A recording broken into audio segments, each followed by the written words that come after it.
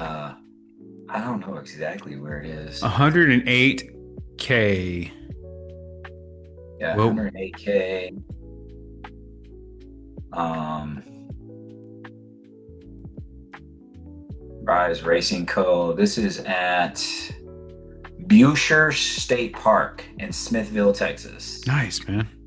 Yeah. Well, you're already Oh kind wait, of no, it's a hundred and 104K. Sorry. okay. Yeah. So Nice. this is near Austin. So probably the same as Yeah. what you ran. Yeah, but maybe it's not as hilly. I don't know. Maybe it is hilly, just as hilly, you know, because it's closer to Austin. It's southeast of Austin, Hmm. like it's right between Austin and LaGrange. Gotcha. It's gonna be hills. Yeah, there will be some hills, but hopefully not as rocky. This course was very, very rocky, you know, Yeah. but lots of fun though, man. Good stuff. Well, congratulations on your huge run again. 100K. That's not an easy feat. Set 66 miles. What time did you start? We started at 7 a.m. and I was done a little bit past 12, like 12:05. It was Okay. So midnight. just spent the whole day running. What was the biggest challenge? What would you say the biggest challenge of the day was? Uh, I mean, so my shoes, all right, so I got shoes. I was running with Hoka's, and this is my first time I've run with Hoka's on an ultra. But no, I ran my 50 miler in these ultras, but it was all flat. So with Yeah. all of the downhill, I buy shoes that are a little bit bigger because Hmm. you're gonna swell. So my foot was kind of in the Pushing. front of the shoe, and I had all this space like in the back of the heel. Hmm. And what was happening was my outer ankle was rubbing on the side of the shoe. And Yeah. there's cushion there, but it's also kind of hard. So like my outside ankle bones are really, really sore. And from all the downhill, like the tongue of the shoe was hitting like my shin. And so my shins on the front are really swollen because the shoes were just like so that was really like the main pain point and stuff that you just deal with after 15 hours of running mentally. You just asking yourself, how much more of this pain am I gonna endure? Hmm. But you kind of know the race is going to be over, Yeah. eventually. You just suck it up. But that was kind of really the hardest part. The weather was good. I think it started off in the low 50s. It got Hmm. up to like upper 60s. I don't even think it cracked 70. And That's then nice. when it got dark on Saturday, it got back down into the 50s. So, Yeah, I'm sure it makes a big difference when it's not blistering hot outside yeah, last year was hot it did get hot during the day. or So, rain when it's raining. yeah. But my shoes made a big difference this year. I had newer shoes on, so like there was more cushioning. So, and I told you it was like it's a very, very rocky course. And Yeah. so my feet weren't as sore. Just my ankles, and my Interesting. hips. So what are you going to do differently for this next race? For the next race, well, I don't have a lot of time to really plan to do anything much different, to be honest, because it's only in 2 weeks. But for my next race, I'm going to practice different nutrition plan. So like some people buy this stuff called Tailwind, Hmm. which is like a electrolyte drink, but they also make it like it's like a carb loaded drink. Okay. So it's a clear liquid, but it's got carbs in it. So it'll help you kind of Keep stay keep your energy up. fueled up. I was eating through the whole race, don't get me wrong, but we're talking about like peanut butter sandwiches, Uh-huh. quesadillas, bacon, Oreos, stuff like Oh that. wow. But this other stuff is just pure like carbs in a drink that you can just drink it or sip on. So I'm gonna give that a try during some of my longer Something training. that's not going to be too heavy on the body while you're running. Exactly. Yeah, exactly. So Well, welcome to REI 101. We are episode 31 of the show. So we are on Spotify and Apple Podcasts. So make sure you subscribe.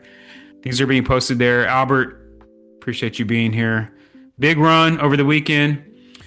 And Thanksgiving is this week. So we got a short week. What do you do differently on during times like this? Like, we're going into the holidays.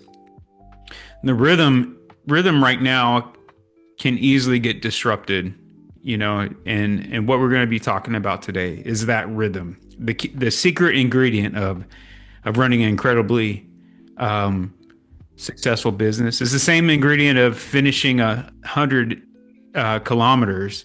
Hmm. It's finding your rhythm, finding your pace, and just sticking with the routine, right? So, what do you do during these times to not get out of the rut? Are you sleeping in till 11 o'clock every morning, or what does that look like in your world? I mean, for me, I'm not necessarily sleeping in, but I really do focus on like this particular season is family, you Hmm. know. Um, Within the last 9 years, I lost two of my siblings, and so people aren't going to be here forever. Hmm. And so I think, especially this time of year, it's hard for a lot of people. But I just use the time to reflect and to really, really spend as much time as I can with my family. I do that throughout the year, but you know how it is with holidays. You got family coming into town Yeah. that you don't normally see, and just be very intentional and present. I'm not really looking at properties. I'm not, I'm trying to get some stuff done, Hmm. before the festivities kind of start this week, just getting houses ready. And then next week we have a little bit of a break between holidays, but I think that's a good way too to prevent like getting burnt out, which is kind of what we're going to talk about today, is really finding a little bit of balance. Yeah. You got to find that balance. You got to be intentional with the people you love, and got to keep reminding yourselves that if the best thing that people remember about us when we pass and they're at our funeral, and the best thing they can find to say about us is Austin was a hard worker. I think that's a failure of a life, in my opinion. And it took me probably to my late 30s before I came to that realization that being a hard worker isn't the most important thing in the world. Albert, I think you're one of the hardest working people I know.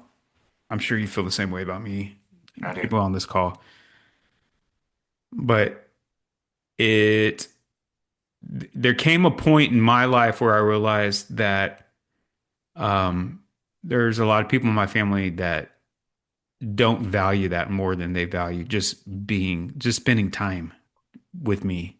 You know, what's the point of working hard if you can't enjoy the people that you love? I mean, that's who we're working hard for. Or we Correct. like, or we like to tell ourselves that, right? We're working hard for our family. So this is going to be a Thanksgiving special episode because we have so much to be grateful for, so much to be thankful for. And what the topic of our discussion is, how do we stay consistent without burning out? Mm. And that's pretty critical because if we're consistent and we maintain our energy, we are going to be a blessing to the people around us. So, quick reminder, real estate investing at any level, success in those areas are going to be built on consistent, boring, high impact actions. Period. It's not, there's no rocket science. You're probably going to listen to other real estate investing shows, and there's a lot of really good resources out there. And some of them are just going to give you one new strategy after another. And one of the worst things that we can do is attempt all the strategies. That's probably in itself, even if they're all good strategies, doing 10 good things is probably not a good thing, right? So, disciplined habits over time lead to extraordinary success. So, we will talk and discuss various strategies. We do not recommend that anybody tries all the strategies that we discuss at one time. Albert has angles and experience with specific strategies that I don't, and I have specializations and focuses in different areas. And it's good to get to know about all these different areas, but to make the foolish attempt at all of them at once, you know what they say: if you chase two rabbits, you will catch neither, right? That's right. So consistency. Why did consistency wins? And we're talking about real estate, but this is this is more than just real estate, isn't it? Mhm. Well, why does consistency win? Period. I mean, consistency, in my opinion, builds discipline, and discipline, as we know, trumps motivation, Hmm. right? So when you are consistent with whether it's analyzing deals or taking a break, because you got to be consistent on the other side too. Yeah. You're consistently spending time and making time for your loved ones, right? The people that matter the most, okay? And building your business, Hmm. and your spiritual life, like all of these things. We all have the same number of hours in a day. It's Yeah. how we spend them each day that sets us apart from other people, okay? But that consistency, in my opinion, like I mentioned, builds that discipline, and it's better than motivation, because motivation just comes and goes, right? It's Yeah. that consistency and discipline that's going to get you through some of those tough times, whether it's analyzing deals or if it's training for an ultra marathon Yeah. or if it's learning how to cook, right? Or learning a new language, all these things. Yeah. That's an incredibly powerful point. I think that, you know, we're all about big businesses. We want to help people hit big numbers. But sometimes you can catch them and catch people, and we can catch ourselves in this kind of circular thinking. I'll give you an example. Why are you working so hard? Well, because I want to make a lot of money. Why? So I can buy all nice things so I can have nice things, or so my children can have a better life, or have all these reasons. So who are you doing it for? I'm doing it for my family. Why? Because I love them. So what's the best, most important way you can show your family that you love them? And when you think about it, it's probably something like hanging out with them, spending some time with them. I'm Mm-hmm. like, okay, so do you need $1 million more dollars before you can do that, or can you do that today? Yeah. I mean, those are things that we can do now. And if we're not being intentional with our family and with the time that we have now, doubling or tripling our net worth or becoming a multimillionaire, that's not going to change anything. Once you hit that goal. Does that mean don't have big goals? Absolutely not. Think big and teach and coach the people in our lives to think big. But also keep in mind that once you hit that mark, it's not going to solve all your problems. It's not going to give you more time back. It's not going to make you more organized. So, so why consistency matters in real estate? I think you said it. It compounds over Mm-hmm. time. With real estate, when we're consistent with our real estate business, we're going to have a more consistent deal flow. I can speak wholeheartedly to this, both as an investor and as an agent. If you just make time on a consistent basis to analyze deals, the deals will come. You'll get faster at analyzing it. Number two. Number three, you'll start building stronger relationships with agents, with lenders, with other players in the market. And then just consistency. This is a big one. It's going to build confidence. It's going to help us be become more confident. Just doing the show has increased my confidence. Just doing our streams, the multifamily stream on Tuesdays, has my confidence has grown a lot there. So Yeah, I want to add one thing to that as well. Is with consistency, especially for a lot of the newbie investors, is when you get that first deal under contract and you close on that first deal, and now you're ready to do the work. It's a fixer upper, and now you're doing the work. And what a lot of new investors will do is they stop looking at deals, yeah, stop looking at their funnel. hmm, And I get it. They want to focus on fixing this property up, yeah, getting it to market, whatever their exit strategy is, and they stop looking at deals. And in that amount of time, the market can shift. And like you mentioned before about strong agent relationships and things, if you're not in contact with those agents yeah, consistently, they're not going to consistently send you deals, you know? yeah, So, that's just one thing I want to add of how consistency plays into even after you get that first deal under contract or yeah. the next deal under contract is to consistently continue to analyze. That's a very, very important point because when we catch the fish, that only feeds us for a day. And so we got to always be thinking about, even when we're negotiating a deal, We still need to be prospecting for what comes after that, or we're going to wake up one day and we're going to have to start all over. Yeah, exactly.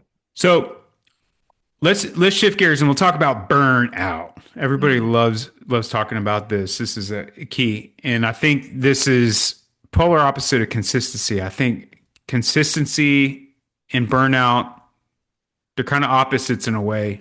They work against each other. So, a couple causes for burnout. I like this one. As a student, consuming content without taking action. I think that I think we see that a lot. I see that as a theme in the real estate world. Oh yeah. Yeah, we call it YouTube University, right? YouTube People University. people attend YouTube University and they're waiting for their degree to arrive in the mail and they never get it and they continue to consume, consume, consume and just never take action. And that's the problem with YouTube or podcast or book is you don't have this mentor or Hmm. coach or colleague or someone that you can call, that you can text, that you can, hey, walk me through this or take me by your property, right? And what's sad is a lot of investors associate consuming content with taking action. Yeah. They think that that is taking action, Yeah. and that, yeah, and they get caught in that circle. Yeah, and I think it's a recipe for analysis paralysis. Oh yeah. I've talked to investors and agents, and one thing I hear a lot is, "Oh, I just want to learn as much as I possibly can before I get started." And I think that's probably a key to never getting started because you're never going to get to the point where like I know all that I need to know about this subject. Like that's just never going to happen. So is it wrong to consume content? No, we should be learning based. That's critical to be learning based. And reading books, listening to audio, listening to podcasts, taking classes, that should be a rhythm of a successful person. However, you know, again, we're not going to apply everything, but we need to go through things and we're looking for things that we can use to apply to our business and take action on. Um, Number two, analyzing deals with no system, right? This goes back to what you were saying. Just do a couple a day or a couple of week. I mean, wise words from Albert, but it goes Or back to even one a day, right? you. We were just like analyze one deal a day for 30 days. You've analyzed 30 deals and you've learned your market. Yeah, And how many agents did you talk to in that amount of time? How many yeah, wholesalers did you make contact with? Right? yeah. And Yeah. it's interesting because we have some of our team on the Zoom call today. We talk to a lot of investors. And we hear a lot of investors saying, "Oh, I've already seen everything on the market." And we bring them something on the market, they've never seen it. It's too much. Even what you see on the MLS or LoopNet or Craigslist or CoStar, there's a lot out there. And so unless you're doing this consistently every day, you're gonna miss so many opportunities. But just like you said, one a day, yeah. And then you'll be able to find by doing it every day, you'll be able to find what's good a little bit faster. Hmm. Um, how does networking fatigue contribute to burnout? Well, I think that, we were talking about systems and taking action, right? I think networking events are amazing. You know, that's how we met our lender through your networking events. And I've met other investors who I've helped along the way through networking events. You, but you have to look at networking events with a plan. Yes. You have to have a plan. Like, what are your goals for that networking event? If you're just going for the free drinks and things like that, yeah, I mean, you're just wasting your time. Like you're taking your time away from either building your business or spending time with your family, because usually these networking events are kind of after hours.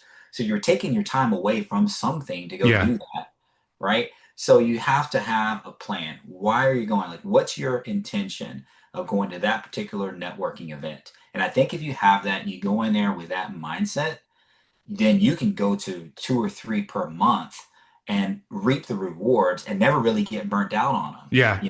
But I've been susceptible to networking fatigue where I don't really know what the networking event is about. I haven't really done my research, but it looks interesting. Yeah. And I go and I don't really make any new contacts. Hmm. I'm introducing myself, but people just, I don't know. You just have to have a plan. You have to have a plan, and I think that it's funny. I know I've met a lot of people over the years that are very active in like networking in the chamber, and there's nothing wrong with that in itself. But they get really defensive about their strategy when I ask them, okay, so why are you going to this event every day? You're going to a different event every day. Why? Well, to meet more people and grow my business. Okay, that makes sense, but how does that grow your people? So like when you go to a network event, what is the outcome of that? And if they say, "Oh, to grow my business or to meet more people." Like that's very general. Like Mhm. specifically, what would your goal be? For me, it's to add, 5 contacts to my database. I would say that. Would that be a reasonable goal? Add a couple to your database. Yeah. And then my next question I would ask is, and then what? So once you add these 5 contacts to your database, what happens? What do you do with that? And they're like a deer in headlights. Yeah. So with the networking events, and we've talked about this before, right? But it's totally worth repeating. You want to add some contacts to your database. And then number two, then what? What's your plan? Once you have these contacts in your database, what do you do? Mhm. Well, I want to call them once a quarter or, 12 touches a year. Or, okay, let's get a specific plan going. And what I've found with people that get defensive about this is I found that they're not taking the action on the contacts in their database that they say they're going to do after they add contacts from the networking event. Mm. So they're basically disqualifying their purpose for going to these networking events. I'm not against the networking events, but if you're not contacting the contacts in your database, Mhm. who are you trying to convince that that's what's going to happen when you go to the networking event? So it's having a plan. It's going back to consistency and putting that on your time block. Yeah.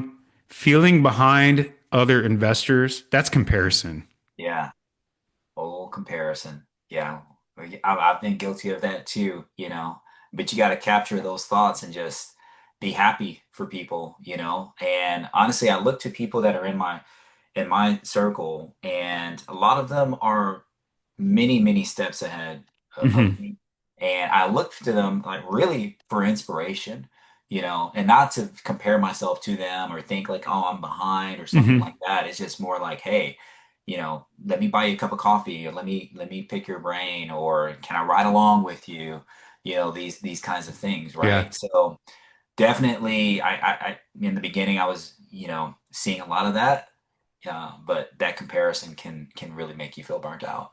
I think an easy remedy for that is just track your own numbers. Hmm. You track your You'd own be, you'd number. be surprised, right? Yeah. Just track your own numbers. Worry about yourself. And then treating real estate investing like a sprint. We know that's not going to get you. That's No, that's the quickest way to burn out. it's a ultra marathon. Yeah. Yeah. Okay, so let's talk about systems. Systems to stay consistent without burning out.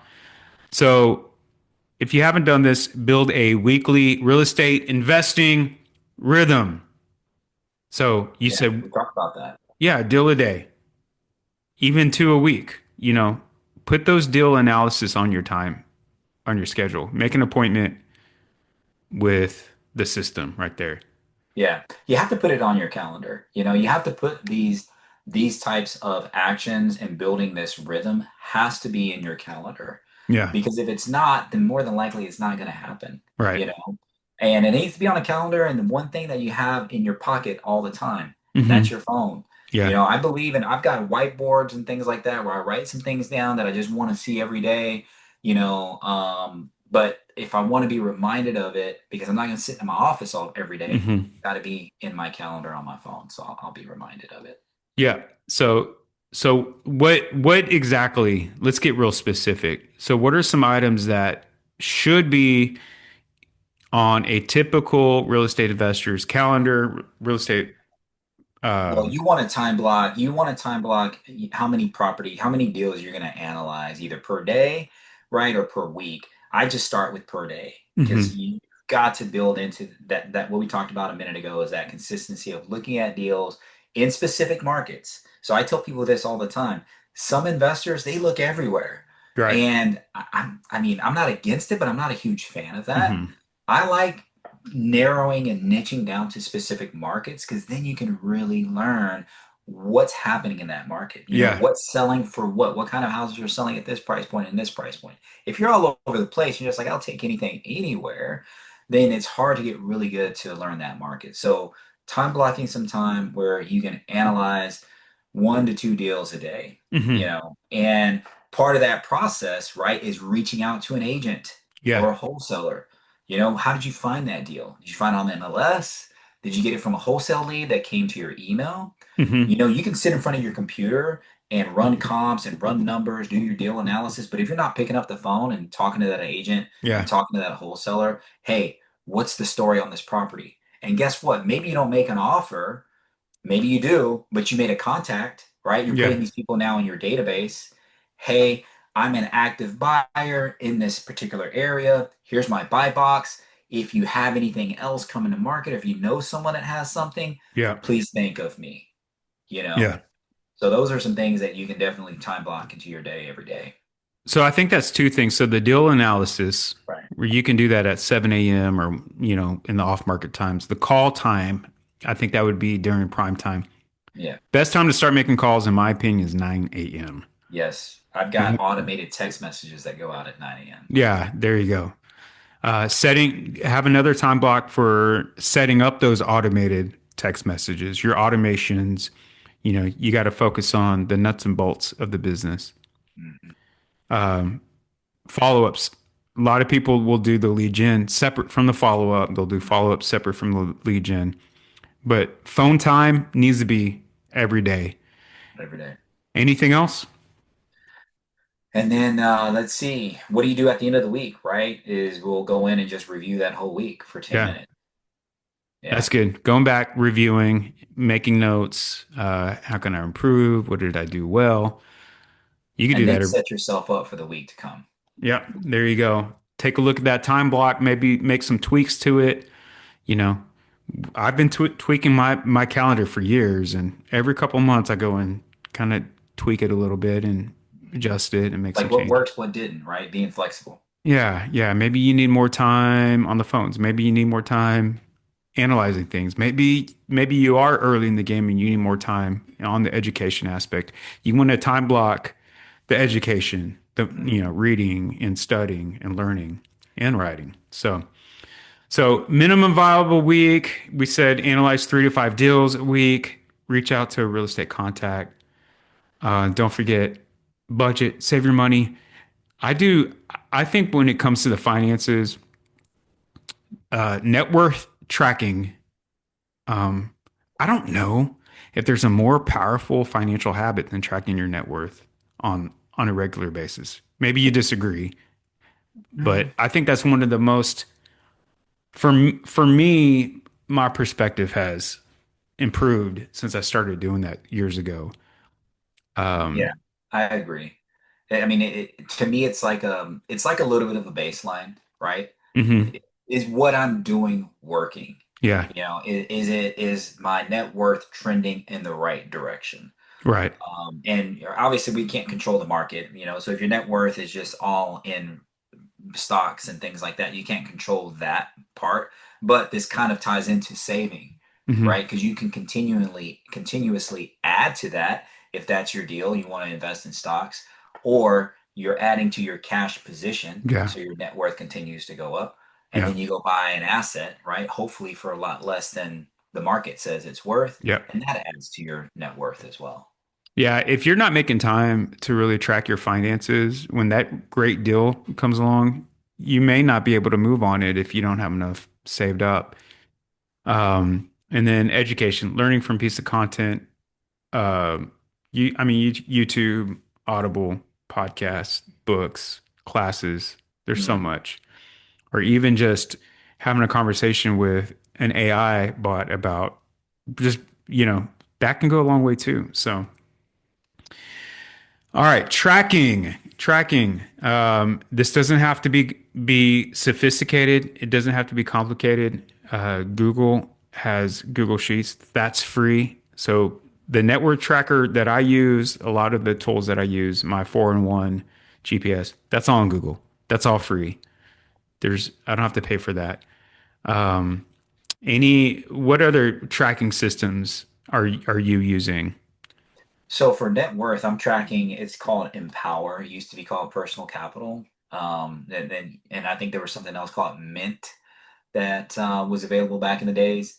I use that for tracking our net worth, and I've got all of our accounts kind of Hmm. connected to that. Our investment accounts, I even track, our educational funds and things like that we have set up. Yeah.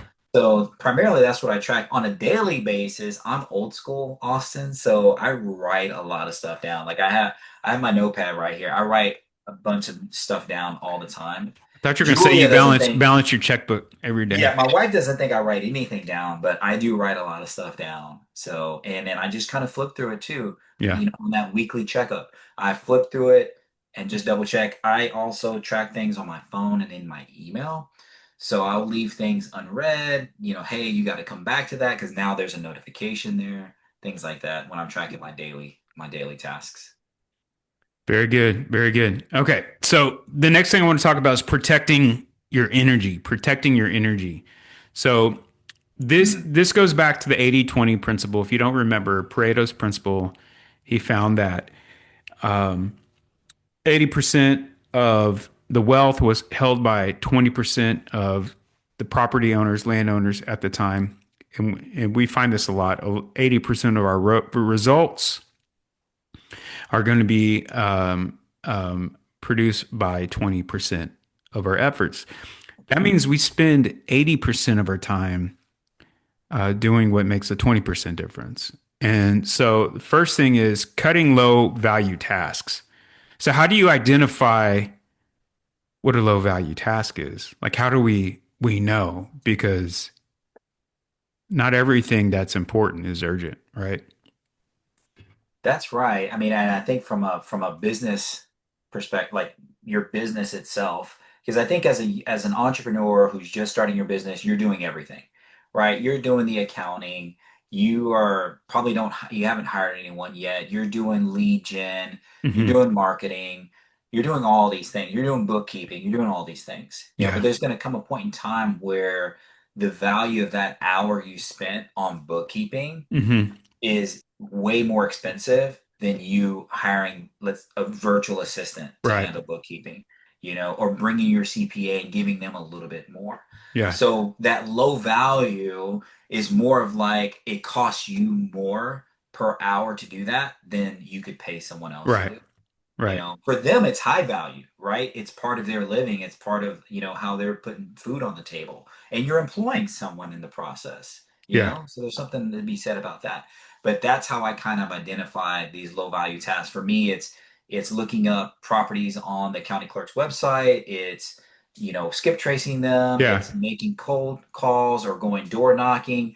I still like door knocking and cold calls, so I still kind of do that. That kind of fills my cup, right? So even though I'm probably one of the highest paid door knockers out there, because I could pay someone a lot less to go out and do it for me, but I Yeah. still Are like they to going do to it. convert at the same level that you are? And that, Yeah, yeah. But I mean, it's all trainable too. But a friend of mine said, if it fills your cup, man, you should just keep doing it mhm. until it no longer gives you that joy to do it anymore. So, So yeah, identifying the low value tasks. I think it was David Black. He getting things done. Or David Allen. I get them mixed up. But he said, do it, delete it, defer it, or delegate it. Do it, delete it, defer it. It's the 4 Ds of getting things done. So if it takes 2 minutes or less, just do it, just knock it out. Defer it. Defer it is if something lands on your table. The habit that we want to get away from is responding to everything that lands on our table, responding to our inbox. So when I do my daily lead gen, I close out my email. I close out the inbox on my CRM, and I'm just focusing on the outbound stuff. And then I come back to that at a separate time. So I'm not going back and forth between outbound and inbound. Like you want to separate that. When you defer something, like somebody says, "Hey, Austin, I need you to run numbers on this property." Well, I'm not going to stop what I'm doing. I'm going to look at my calendar and say, I got a 15-minute window between 4 o'clock and 5 o'clock. I'll put it on the calendar.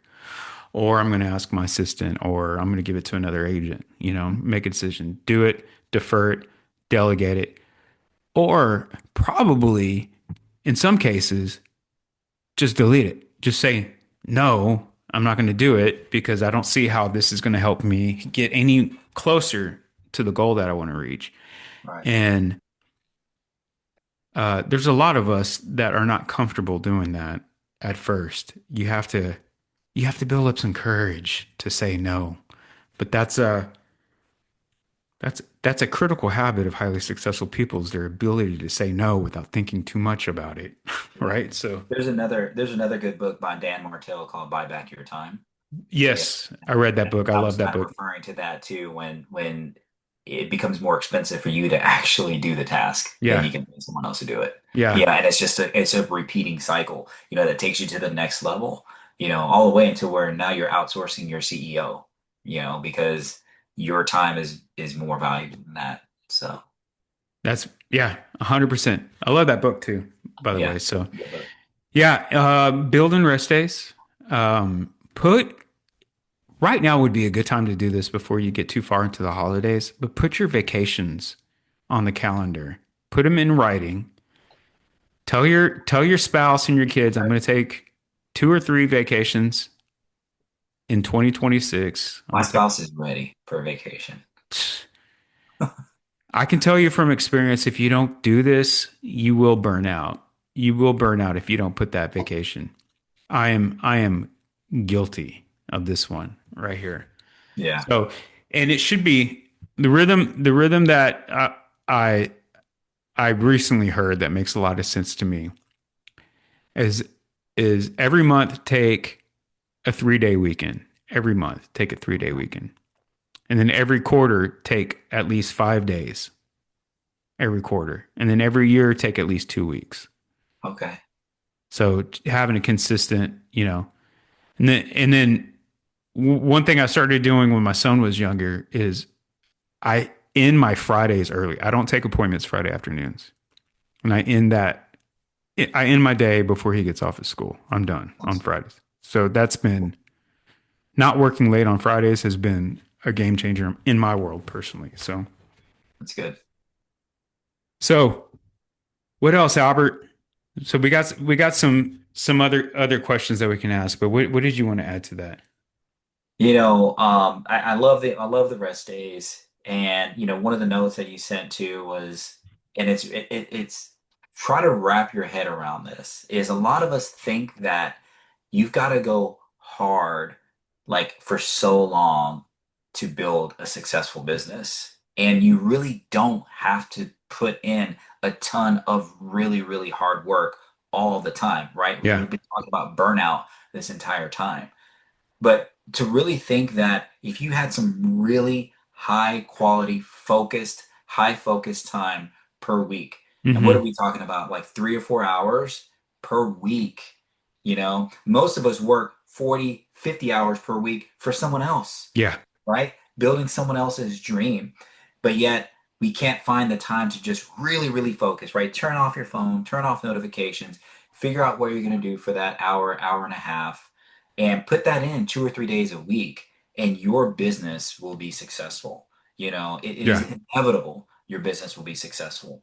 But we get sidetracked, we get distracted, Right. we let all these other things kind of intrude, but just really, really focus. And that to me has been game changer is Hmm. really getting that quiet time and really being able to focus. What are some of the items that you feel like, speaking for yourself or with clients that you coach, what are some of the sidelines, side items, the distractions that maybe we're all guilty of or that I, kind of hit us I all? will tell you, like some of the things that we talked about already, especially for new investors, is the comparison, is Hmm. is is comparing themselves to. whether it's other investors in our investment program, in our mentorship program, or other investors they've met at a networking event, Right. and they just don't understand why they haven't gotten their first deal, why they're not further along. And that can really, really slow people down, Yeah. you know. So those kinds of things can really overwhelm and distract like a new investor as somebody just getting into it. Right. Or like you mentioned before, having to know almost everything before you get Yeah. started, or waiting for the perfect deal to fall in your lap. Well, it's never going to happen. You Right. know, there's going to be issues with every deal. You're never going to be ready. Like we tell people, you're scared, great, do it scared. Hmm. Everyone was scared at once, but you do it more often, you develop that consistency, you develop that confidence, all the Yeah. things that we talked about today, right? So that's how I think a lot of new investors can get overwhelmed is comparing themselves to other people that are further down. Yeah. And just like you said, putting it on the calendar and falling in love with the process and actually being more interested in the process as opposed to the outcome. Mhm. Let the outcome be what it is. Focus on the process and the outcome will. Having a big enough why as well, Austin, I think Yeah. is going to help you get over those humps, right? Even if you're not totally in love with the process in the beginning, Hmm. but you have that why, whatever that might be, that is just so big and so great. I mean, that's how a lot of these professional athletes that are so successful is they just don't, for them, failure is just not an option. Right. There's no plan B. It's Yeah. just this is it. This is plan A, and this is it. I'm gonna be successful no matter what. Yeah. You know. So Absolutely. So yeah, have your big why. Know what that big why is and what gets you out of the morning. You yeah, brought up motivation earlier. I think motivation is so powerful. It is so important. But honestly, I can think about the most motivational, inspiring speech I've ever heard, and I've heard a lot of really good speakers that only lasts for like 2 hours, yeah, right? yeah. Indeed. So like motivation, I mean, I've got to hear something every day to get me motivated. If I'm not listening to a good book in the morning or good audio book, podcast, spending some time reading, I will lose my motivation like that. Like it does not last. Mhm. But it's the momentum, the motivation's a push start. It's a push start, right? It gets you started. It lights the fire, but You still have to pop the clutch though, right? And you that's the still, action. yeah, you got to take action. You got to get in the rhythm of it. And it's the boring, it's the mundane, it's the routine that will deliver the results. So, Yeah, 100%. So, couple of action steps that we can take this week. yeah. Define your minimum viable week. So, in other words, how many conversations am I going to have? That can be just a start. It could be five, it could be 25, it could be 125. All three of those are good numbers. What's important that it's a number and you're going to make a decision on that number and you're going to stick with it. Mhm. Be specific with yourself. How much are you going to learn? Your education, your focus. Right. Are you going to listen to one podcast a day, one podcast episode a day, or a chapter in a book? I try to read two books a month, one new and one old. So I try to reread books because That's a good. That's a good goal. yeah, so 24 a year. I try to listen to a podcast episode every 2 days and I and audio. So I'll do like a real book and then I'll do an audible book a little bit here and there. It's not I don't spend a lot of time in my day doing that. It's just every day I do Yeah, that. So and then set a 4 week consistency goal. So we talked about this 2 weeks ago, the 4-in-1 tool. Go back to goal setting with the 4-in-1. We did that earlier in November. Great episode. But just having a process of setting your goals and tracking them, because that is the most consistent key of success is just tracking the numbers, tracking your activities, tracking your habits, um, uh, streaks, keeping a streak, you yeah, know.